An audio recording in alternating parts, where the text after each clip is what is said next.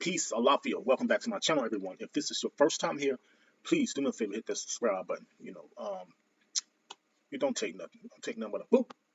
And after you watch the video, if you like it, make sure you like it also and share it as well. I'm gonna do a quick build. What you see on the screen is the Sumerian goddess named Inanna. She was the goddess of fertility. I'm gonna get a little more in depth with that a little later on. I'm gonna keep this quick. I'm gonna run through it real brief. It's gonna be a quick build. Now, Inanna is considered an Anunnaki. For you guys don't know what an Anunnaki is, do your own research on that. All I'm gonna tell you is she was an Anunnaki. I'm gonna do another video on the Anunnakis at some later time. As you can see, most of the Anunnakis you can tell by their headpiece, which got the 3 horns on each side. So if you see that and you see wings on the back, you'll know that's an Anunnaki.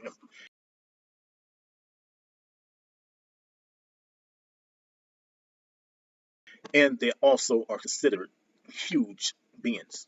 As you can see, she has a foot on the back of a lion, and we all know how big a freaking lion is. So,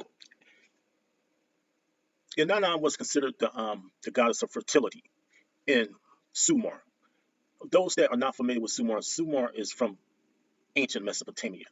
Sumer, within it, has a city called and you've probably heard of that in the Bible because that's where Abraham is from.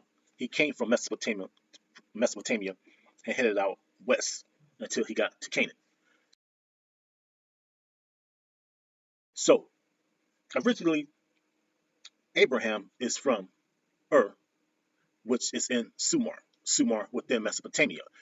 Sumer to the south, Acadia above them later on, not at the same time, I'm just going over some things.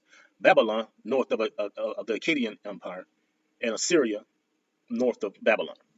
So, with that being said, let's get right into it. So, I'm going to give you a little background on who she was. Inanna is the ancient Mesopotamian goddess of love, beauty, war, and fertility. She's also associated with sex, divine law, and political power. She was originally worshipped in Sumer, just like I said it, under the name Inanna, and later by the Akkadians, the Babylonians, and the Assyrians, which are up north, under their name Ishtar.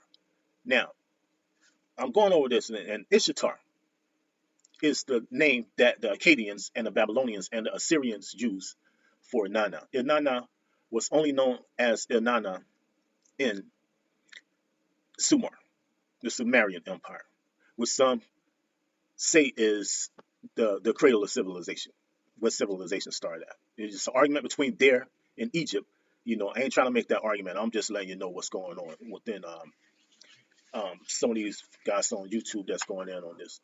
So now, Ishtar had a consort, and we're going to get into the consort name now. Now, a lot of you guys may know him as Tammuz, but he went by another name.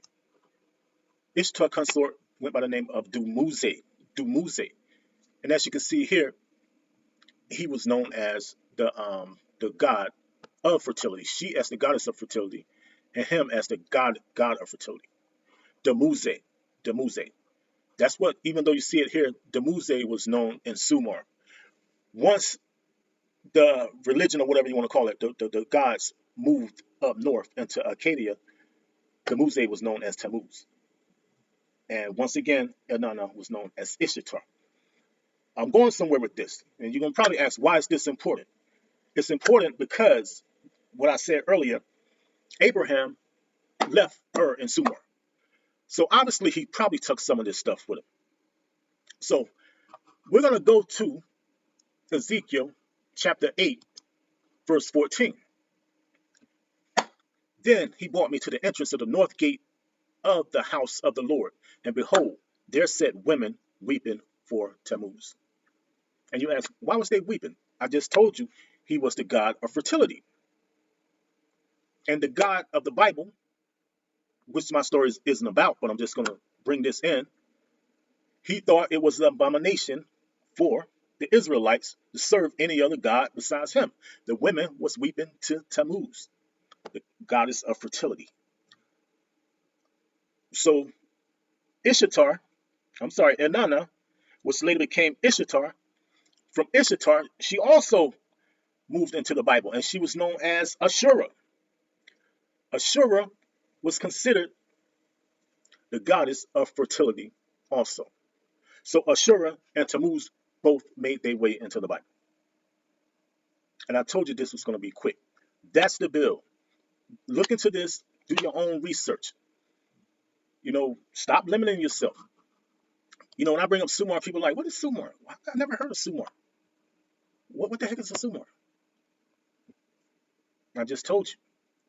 Sumar is an ancient civilization that probably started anywhere from 3000 BC to 2000 BC. It was way before the Israelites, the God of the Bible, or any of these other civilizations.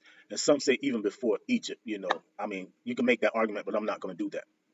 You know what I'm saying? So, and that's all I got. I just want to go in on that real quick.